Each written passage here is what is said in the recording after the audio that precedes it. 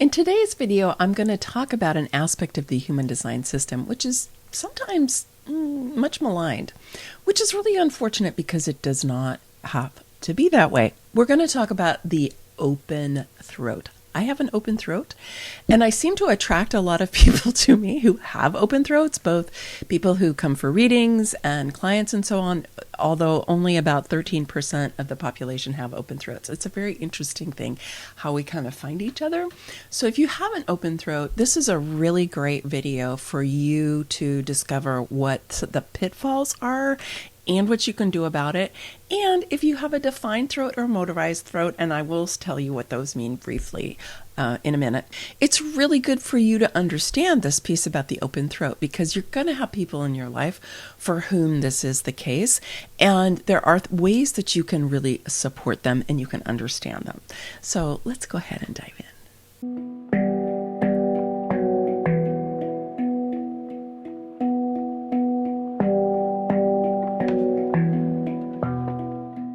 So the throat in human design is really an important center. It is not an energy center. It is not one of the engines or the motors.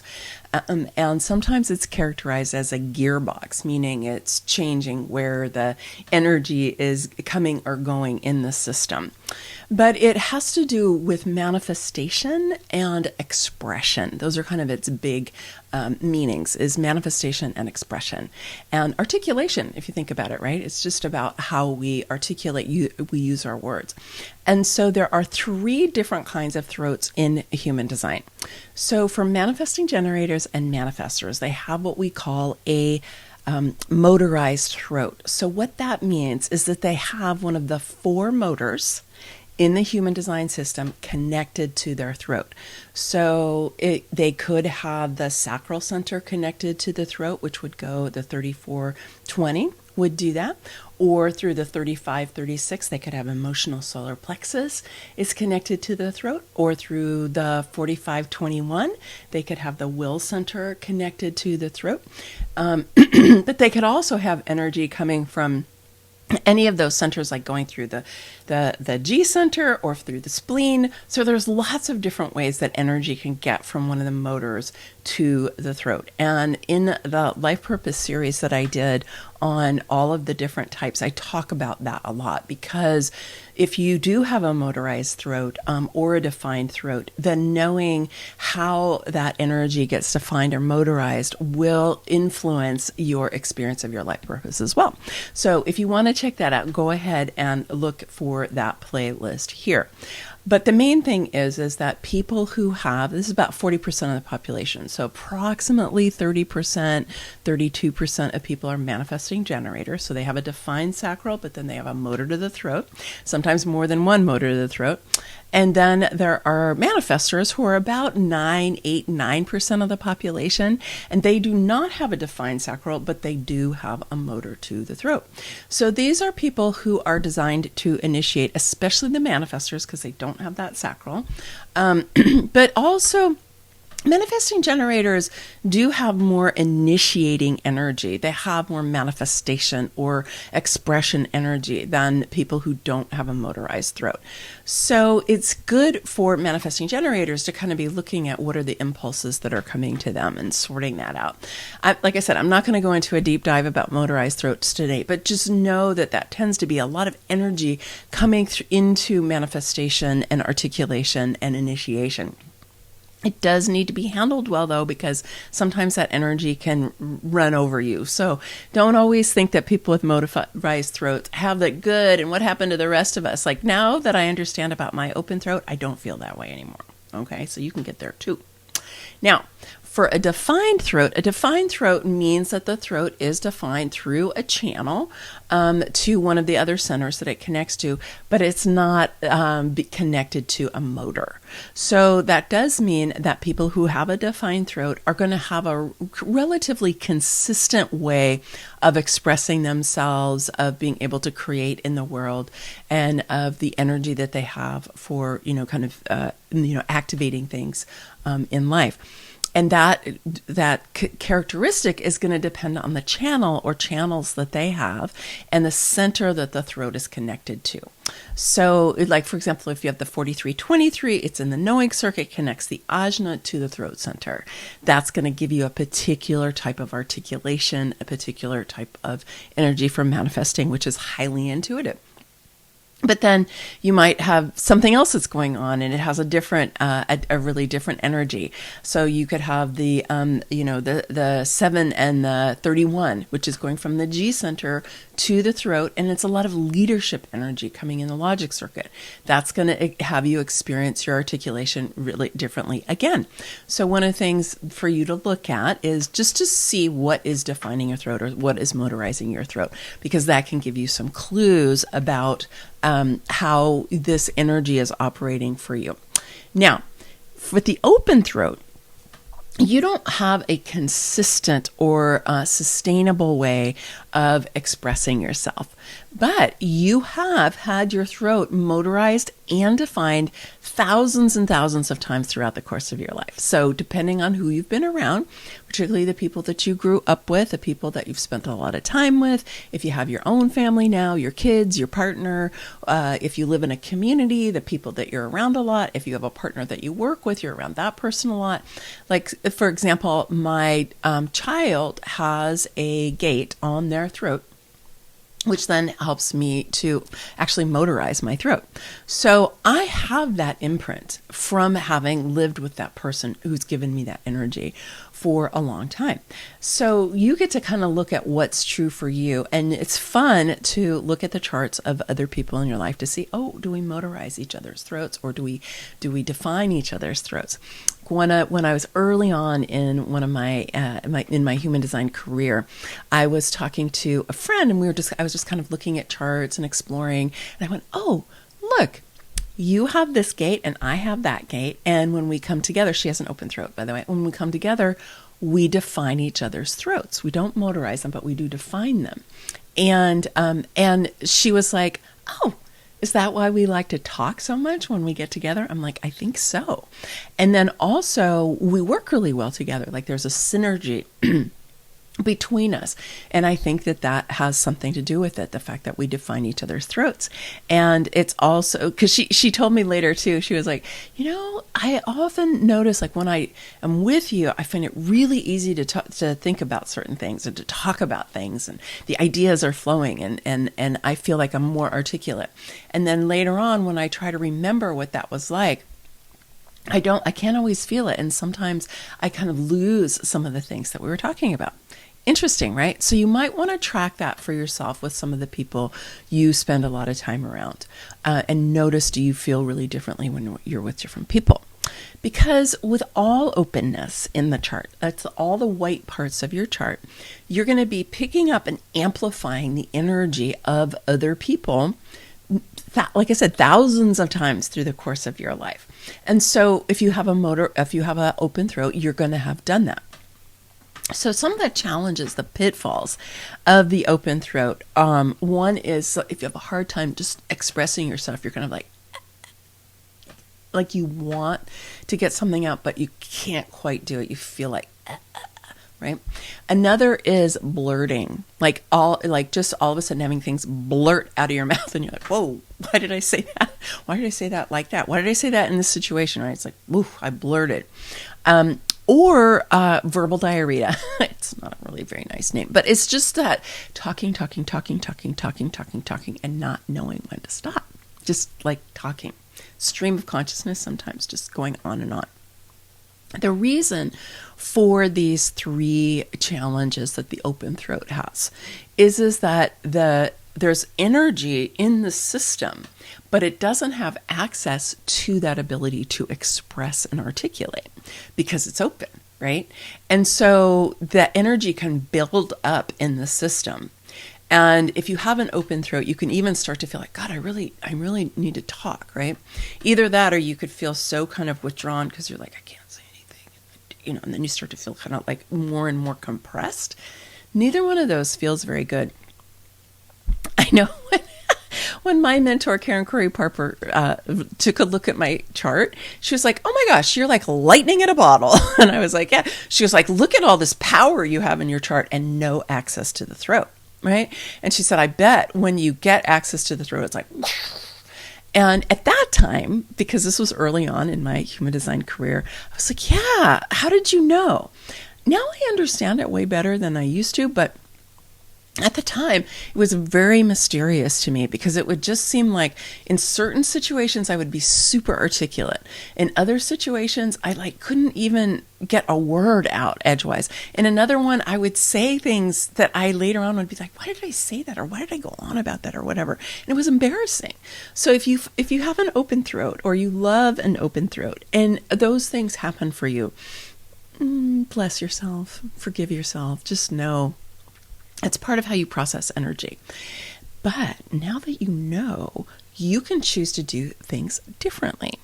And the big key with the open throat is paying attention to right timing, right situation. Because sometimes when the open throat comes around, especially a group of people, the desire just to express is really strong because all of a sudden you've got this energy and you're like, right? And that's where we tend to interrupt people or blurt at them or demand their attention. Doesn't go so well. But if you're in a situation, you start to feel that, you can look around and be like, okay, are people going to listen to what I have to say? Are they interested? Are they just in their own world doing their own thing? Are people arguing or what, or they're just hot in the midst of a conversation? And if I say something right now, are they going to hear me? Because one of the things that happens with the open throat a lot is nobody hears them. Like you can speak up. If you speak up in the wrong situation at the wrong time with the wrong people, a lot of times they won't hear you at all. Which sometimes the open throat, then I used to do this. The open throat just speaks louder and demands their attention because we can often feel unseen and unheard because it's so hard for us to be able to articulate and express. But if instead of letting that energy take over when you can feel that, is to be able to pause and just be like, okay, is this the right situation? Are people paying attention? Do I really have something valuable to share, or do I just want to discharge this energy that I have? Because we'll talk about that in a second. Or, what's really going on? And one of the things you can do is wait to see if somebody asks you, because the open throat really benefits from being recognized. It's like, oh, Maggie, we haven't heard from you. What's going on for you? Would you like to share? Or, I'd love to hear your opinion about this, right? You want to be recognized. But if that isn't happening and you have something you want to share and you sense that people could be receptive, you can also ask and say, hey, I've got something I'd like to contribute. Is now a good time? Do you guys want to hear this? Right? Because then you're kind of asking to be recognized. So rather than barreling in there, trying to grab everybody's attention, regardless of what else is going on, is just ask. Because sometimes people are going to be like, no, this isn't the right time. I did a reading for a woman last week, and she has an open throat. I did a couple of readings for open throats last week. This is one of the things that inspired me to actually do this one. And she shared with me a story about a time when a couple of her friends were arguing, and she was trying to contribute to them, and they didn't want to hear what she had to say. They were just like... And I said, well, sometimes when people are arguing, they don't want to hear what anybody has to say. So please don't take it personally. It's really nothing to do with you. It probably wasn't even your open throat. They were just locked into whatever, debate they were having or argument they were having. Doesn't mean that they wouldn't necessarily want to hear what you had to say later. But if they were triggered and they were in the midst of it, then they didn't have the bandwidth. They weren't receptive. Okay. So that's, especially for an open throat, that's a really good time to just back off and be like, not now. So, asking to be recognized when somebody says, yeah, we'd love to hear what you have to say. And then you've got attention, then you can go. Because chances are, most people either have a defined throat or a motorized throat. So you're getting energy to the throat for you to be able to express. But again, you're kind of borrowing energy and amplifying it. So being able to be recognized really, really will support you. One of the things I've learned, because I started to really pay attention after I learned this about the open throat, and I thought back over my life, these times when I couldn't speak up, to save my life practically, or times where I tried to dominate a conversation, or where I blurted, or all those pitfalls, right? Because I had all of them. Looked back over there and I'm like, okay, I want to do this really different. And the thing is I've been a teacher my whole life, really, ever since I was a kid. And so it's that speaking and articulating has been very much a part of my life and my being. So I find this really kind of ironic in certain ways. But what it does mean is I have had a lot of practice of actually presenting and teaching and giving material when people are paying attention. Because when you're as a professor, people came to my class, they paid attention to me, right? So I had a lot of experience of what it was like when people were paying attention. But then I would just be confused when I was not in that role. And I would be like, what's going on? And why is this so different? Now I know.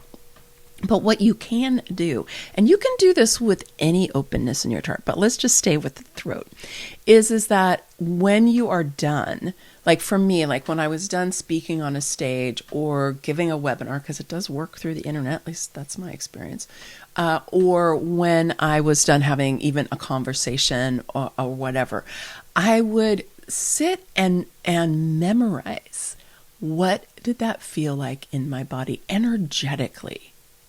Energetically, what was the felt sense in my body when I was feeling so articulate, right? When I was recognized and when people were paying attention and I felt like my throat was my ally. What did that feel like?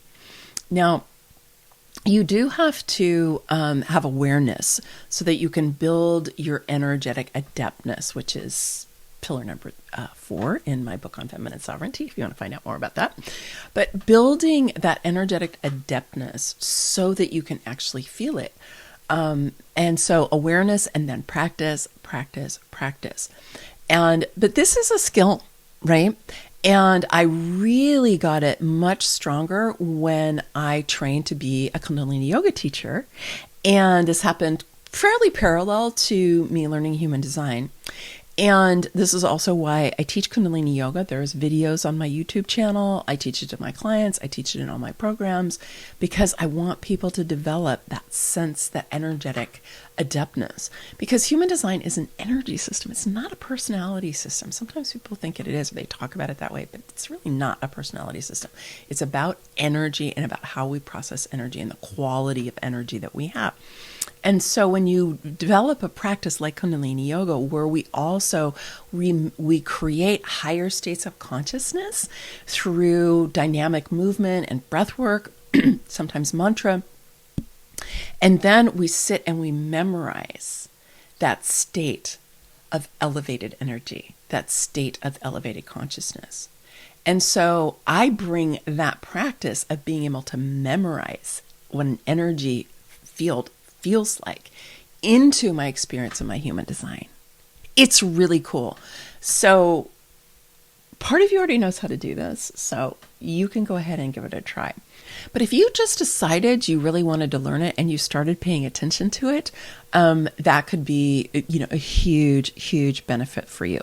Now, the other thing that you might want to do with the open throat is look at, do you have gates on your throat that are defined, that are colored in? And then do you have gates that are pointing at your throat? So for me, I have the 34 that's coming off the sacral center and it's pointing at my throat. Its mate is the 20. I don't have the 20, but I do have the 34. But that does mean that anytime I come around somebody with the 20, my throat gets motorized. All of a sudden, I have the channel of the manifesting generator because I got that whole 34-20 going. So me knowing that is really interesting. But I have 9 different gates either on my throat or pointing to my throat. And what this means is that I have been able to develop an enormous amount of flexibility about what I can speak about because I have so many different options for how my throat can get defined. I have so many different ways that I can get more energy to my throat. And I've noticed this in really different situations. I can be extraordinarily articulate about something. And I'm like, wow, I actually started recording myself after a while because there would be things that came out that I didn't plan. I didn't even know. It's partly my knowing circuit, but I think it's also because my throat would get motorized or it would get defined. And then, some wisdom wanted to come out, and I hadn't even thought about it ahead of time, but it was in me and it wanted to get expressed. And so this is one of the things that happens when, you have what's called an electromagnetic. You have a gate that's hanging on your throat. So, I have like the 33. Is it on this side? No, it's on this side. The 33, and it's a storytelling gate, right? And so when that gets activated, I have a really strong relationship with that 33. I use it all the time in my writing. For example, I used it as a professor. I didn't know what it was. I didn't know how to activate it, but I used it a lot. So it can really benefit you to go and look for the gates that are on your throat or that are pointing to your throat and get to know those qualities of energy and see if you're like, oh yeah. Like, so for example, if you got that 35, 36, like that gives you the ability to express emotional energy, right? And you might not have that in your chart. I don't have either of those in my chart, but you might have one or the other, and then it can get defined. So it's really a pretty cool experiment. One last comment about the open throat, which is that because we have this energy building inside of us, right? It can be building up here too if you have defined head and ajna and no access to the throat, that we really benefit from being able to talk. Just talk. And so it's good to have people in your life that are like, yeah, sure. What do you need to talk about? Because we need to talk to move energy, because we can start to feel a little like energetically constipated if we don't get to talk. Now, I play around with this by sometimes just like going out and talking, like walking and talking to myself. I can have headphones on, and then people think I'm talking on the phone, but I'm just talking. So if you're alone, you can do that. I mean, I talk to myself all the time, actually, in my house. I do. I find it is really helpful for me moving energy. But it's also different when you have somebody who's actually listening and paying attention. So notice for yourself. And if you start to feel a little like this, like I said, this energetic constipation or this like, rather than letting it build and build and build and build and build and build and build until you're around somebody who helps define your throat and all of a sudden you're blurting and interrupting and you're not in command of that energy, right? Is learn to move that energy and discharge it on a regular basis so that when you do come around other people and your throat gets defined or it gets motorized, then you have more command over it. You won't have that same like, you've just got to get it out because it's all built up, the lightning in the bottle syndrome, right? I always think about that. I'm like, okay, how can I work with that lightning so that it doesn't take me over when I come around somebody who helps me motorize my throat, right? It's like, how can I work with that energy? So, have a friend that you can just talk to. That's always really helpful. Put on some headphones, go for a walk around your house and talk. Do whatever you need to do to move that energy, because when you do, then you will have a lot more ability to have a nuanced awareness of what's going on with that energy rather than feeling like it's just kind of taking you over. So if you'd like to connect with me more, I invite you to come and join us in our Becoming Sovereign Quantum Retreat Center. It's online, it's virtual. We have a global community, literally people all around the globe who are participating, and there are courses in there. There are live conversation going on. There's a bunch of stuff on feminine sovereignty. There's a bunch of stuff on human design, and it is a vibrant, active community that you can come and participate in if you would like to. Inside there, you can also get the Getting Started with Human Design ebook series. So there's the Getting Started with Human Design and then the Reflection Journal that helps you take that information and dig in and utilize it. And that's a really great gift for you just to take home and for you to have, so that will help you understand your human design more. And if you want to go deeper, I encourage you to go ahead and sign up to have a reading with me. Do it before the end of 2023 and you can have the 23 pricing. Starting in 2024, I am going to raise my rate. I've had the same rate rate the whole time that I've done my readings. And as we know, prices have gone up, and so I'm going to need to raise the rate for my readings starting in January. So go ahead and get your reading now. If you want to, you can just go to sovereigntybydesign.com/readings, and it's always down in the description. And I'll get to talk to you soon and get to know you and help you, especially if you've got that open throat. But if you've got a motorized throat or a defined throat, I'd be happy to talk to you too. All right, many blessings, much love. Bye for now.